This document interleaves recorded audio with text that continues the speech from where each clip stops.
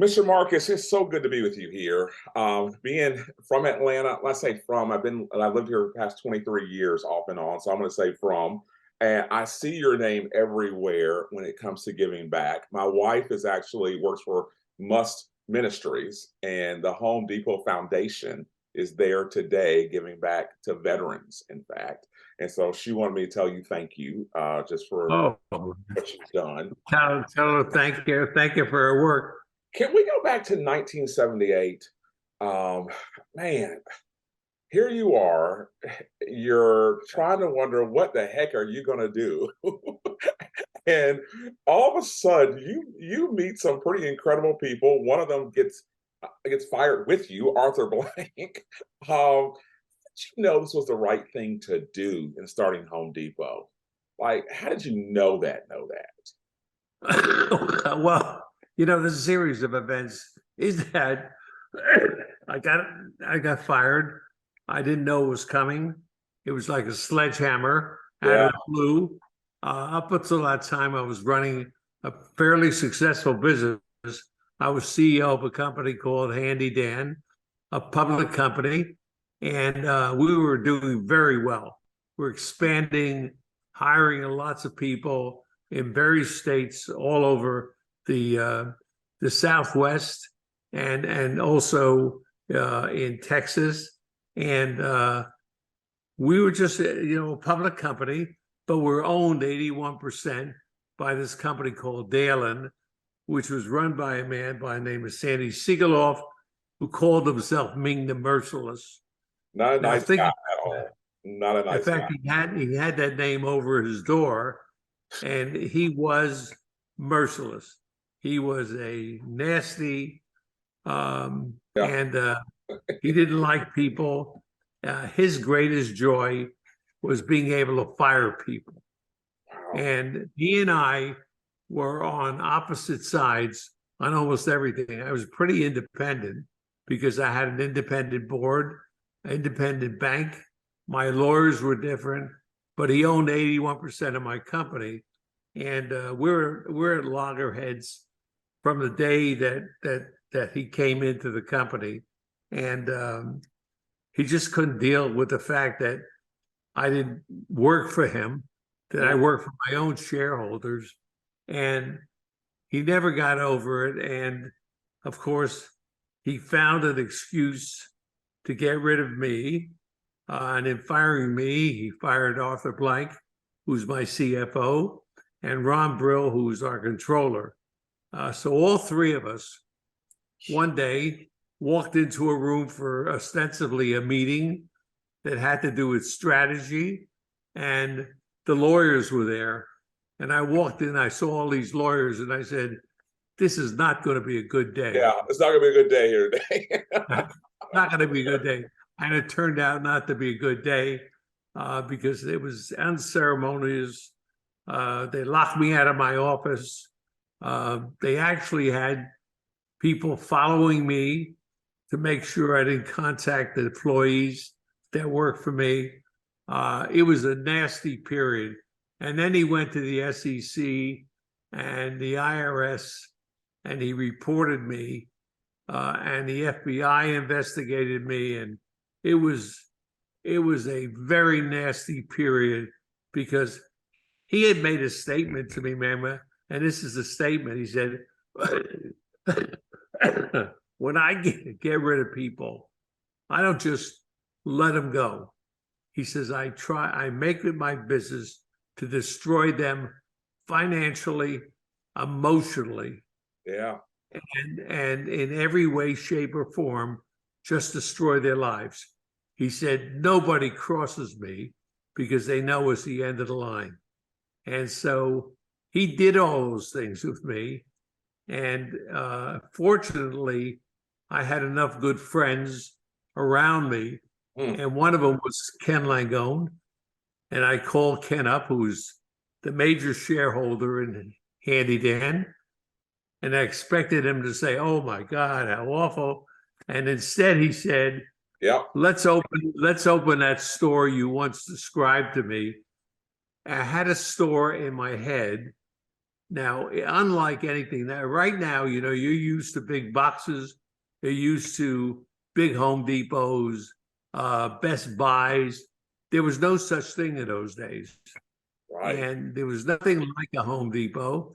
But I visualized that if we could put everything under one roof, if we can buy directly from the manufacturers and pass the savings on to people and have qualified people in the stores training people on how to do it themselves, that we could build a successful business.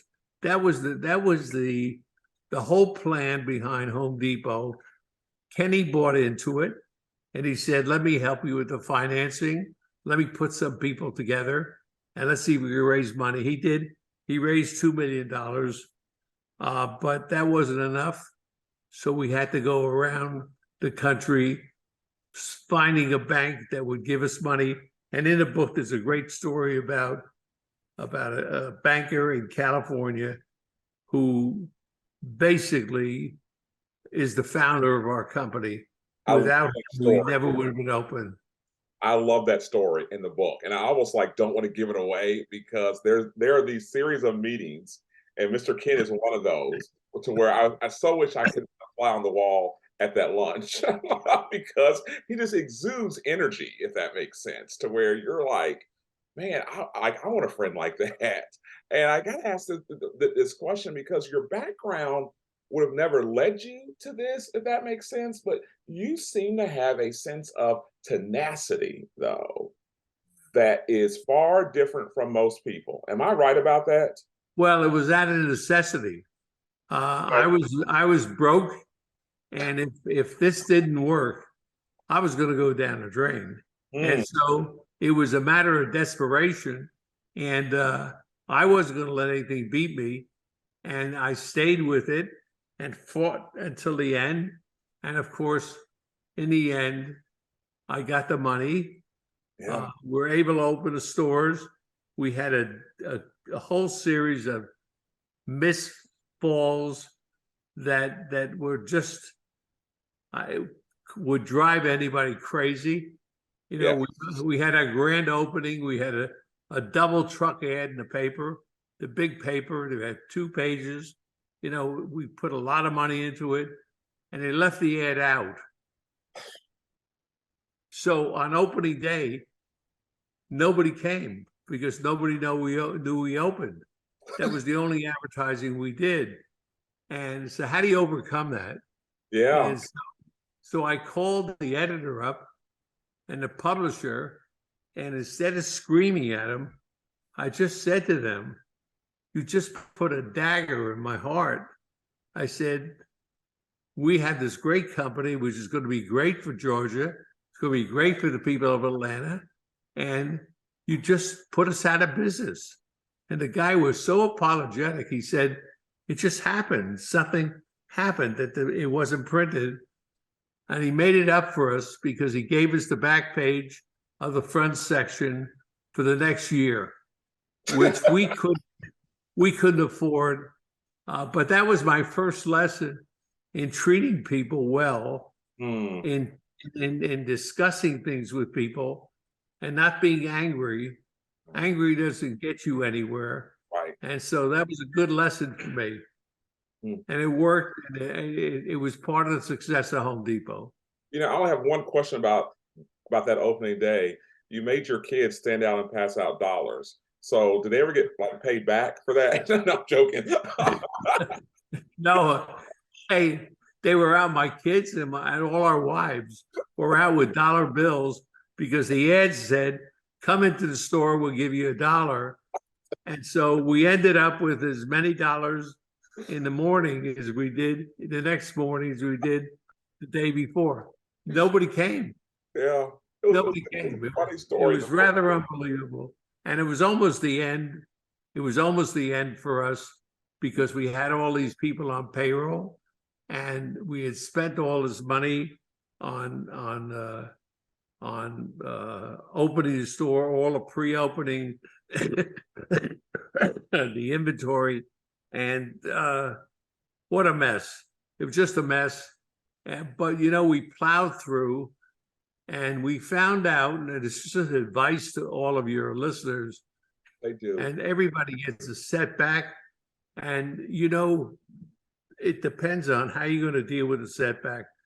Are you going to correct it, or are you going to sit and stew in your own juices? Yeah. Now, a lot of people, reach out and they blame this guy and they blame that person.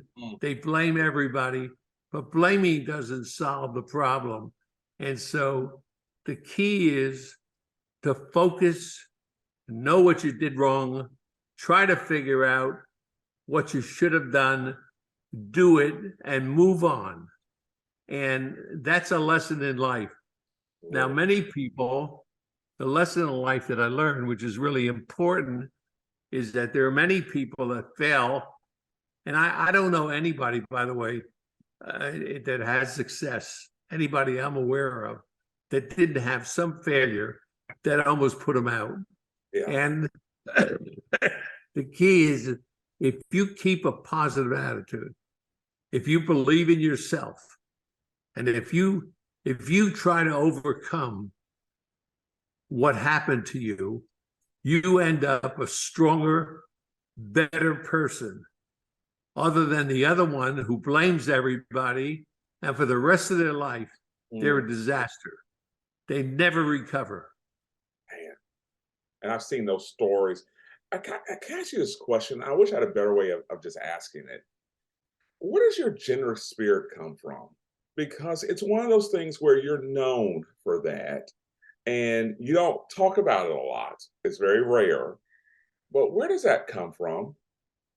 Well, it really comes from my upbringing. I'm Jewish, Yeah. and Jewish people are kind of born with a sense of a thing called tzedakah, which means to give back. And that's why in today's philanthropy, I think that there was a number I saw recently that 20% of the philanthropy in the United States is done by Jewish people, who are only 0.5% of the population, way out of proportion. Why? Because we believe in tzedakah. My mother taught me, even as a young kid, when we were broke, growing up in a tenement. I grew up in a tenement in Newark, New Jersey, in the poorest section you ever saw in your life, a fourth floor walk up. And my parents had no money, and they had no the way of surviving. Either my father made money or we didn't eat. It was as simple as that. There were no food stamps. There was nothing like that to help you. And but even with that, my mother would give money to charity. She would take away my ice cream money, and I would say, "Mom, ice cream, guy, this is like a big deal for a young kid."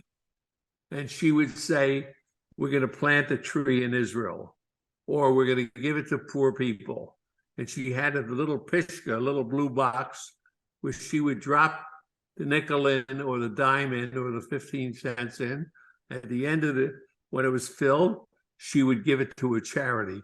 So I learned early on to give back, and it appeals to me. Does it really? Making money is one thing. At one point, making money is easy. It comes, but giving it away is the final payoff in emotional satisfaction. The final think payoff. Wow. Wow. That's the key. Wow. You save a life, you do something for somebody. We started the Marcus Autism Center, and when we started it, nobody knew there was anything like autism. Yeah. People didn't know what it was, but I can tell you that thousands of kids have benefited from the Marcus Autism Center. And when the mothers see you, they come over, they hug you, they say, "You saved my life," and you have no idea of what emotional impact that has on you. And so part of the book is to try to get people who have money who are sitting on it, who are doing nothing with it, successful entrepreneurs who have built businesses or built careers, who are not giving back, who should give back, and the reasons for it. And this whole book is all about that. Yeah, it's really interesting to me when I'm reading the book, I'm reading your story, and giving just comes out in such a big way to it that it's made me go, okay, are we giving enough in our own family, if that makes sense? And so I can't thank you that for that part of the book alone to be really fair with you. When you were writing the book, going down memory lane here, what did you think when you got to the end of it? Where you like, because you lay it all out on the line in the book, like you tell everything to it. And I don't want to give too much away because everybody needs to read the book. But what did you think when you were done with it? Well, first of all, Catherine was wonderful. Catherine was a great, It was a great ride. she was able to take my words, put it into writing, and ended up sounding like what I said, okay? That's Yeah. very rare. And she didn't insert her own things into she inserted mine. The issue was always looking back. I never look back. I basically look forward. I'm 93 now, and I can tell you I have a busy week next week. I have things that I'm going to do next week, and I'm very much involved with what's going to happen next week. I don't worry about what happened last week. I Mm, really don't. I don't think about last week. So I'm constantly looking forward. Catherine had this way of sucking this information out of me. And frankly, a lot of it was a little depressing, if you want to know the truth, wow. because I never looked back before. I remembered stories, and all of a sudden, I remembered that life was not so easy growing up, that there were tremendous obstacles in my way, and that overcoming them, and I did. I Mm, never thought about them as obstacles. I just knew this is life, and I have to succeed, and I have to get over this. But the whole process of rethinking this was like a cathartic in some ways, and it was difficult in some ways. mm. There are things that I remembered. I didn't remember anti-Semitism being as Wow. blunt and bold as it was Yeah, you in the talk about it 19, in the in book. the 1950s. You know, Yeah. the blacks went through their issue, but the truth is the Jews went through their issue. We couldn't get jobs anywhere. You couldn't get a job with a big corporation. If you're a lawyer, you couldn't get into a big law firm. If you're an accountant, you couldn't get into an accounting firm. So Jews started their own businesses. They had to. And I didn't know that it helped. It hindered me in the early years, Mm. but it had an effect on me. It really had an effect on me. And unfortunately, I see that happening now. I see anti-Semitism started all over again. It's Yeah. hard to believe, but it's out there. Why it's out there, I don't know. There's no reason for it. It's just that it's what Jews have gone through for 2,000 years. So, in many ways, just the struggles that you've been through as a black person, uh, we had a hiatus from the time that Israel was formed until about 10 years ago. That was a hiatus where things were great. There was virtually very little anti-Semitism in the United States, and now it's reared its ugly head. So It has in a it's really bad back. way. It's back now, and it's pretty disgusting. And it's part of one of the things I'm working on. It's one of the issues that we're trying to tackle, how to overcome it, how to teach people how to live with it, and how to fight it. Mm. And so we are doing all of those things. It's really disgusting and what's going on. And it's one of my questions here for you. My next to last question is this. I've been very, very disgusted and moved by it at the same time. At the same time, I'm deeply concerned in the Black community how many people have rallied around it. Um, and I'm asking this question with all sincerity. I wish I had a better way to ask it, Mr. Marcus.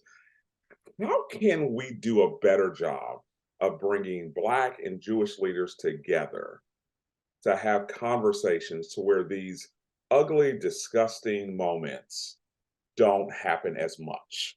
Well, I wish I had an answer for you, but it's the same thing. Why can't we bring Democrats and Republicans together? Because it's so toxic. The Very. atmosphere is so toxic. And I think in the Black and the Jewish community, it's toxic as well. So the logic is, we're not your enemy. We're basically your friend. And why don't we look to cooperate? And I think that a lot of rabbis and a lot of ministers are working on that now. And Yeah. I know in Atlanta, they're trying to do their best at it. Last question here. I can't believe my last question, but I got to ask this. When you got done with the book, did you feel like you said everything that you wanted to say? Did you feel like I got it all out here? No, no. No. In fact, Catherine and I are talking about the next book. Right. We barely scratched the surface, Mara. Because we already thought of so many things that have. Listen, I've been so lucky in my life. I've been around so many famous, wonderful people like George Shultz.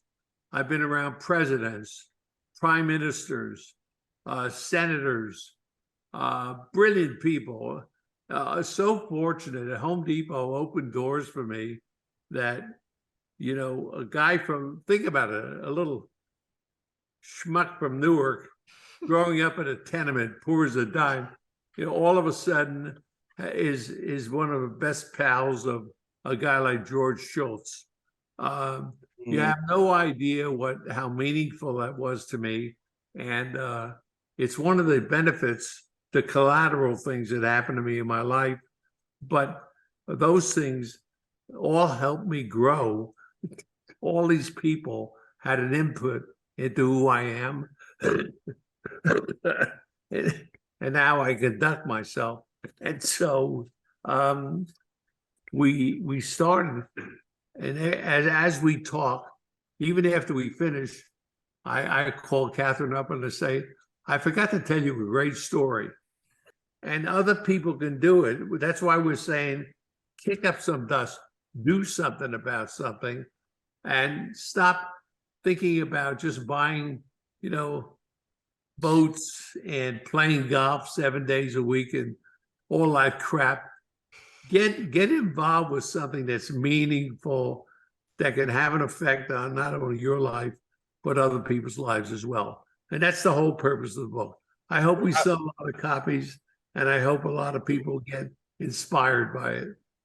I hope you sell a lot of copies of this. I have so enjoyed it. I've enjoyed my time with you, and I just cannot believe I even got the privilege to do this. I can't tell you how much I've enjoyed this. I'm so thankful, and I can't tell you how much your work has helped a lot of my friends, whether Grady or Piedmont Hospital, your name is synonymous around here for just giving back. Well, thank you. Home Depot is just one of your names that attached to it. Right. Thank you very much.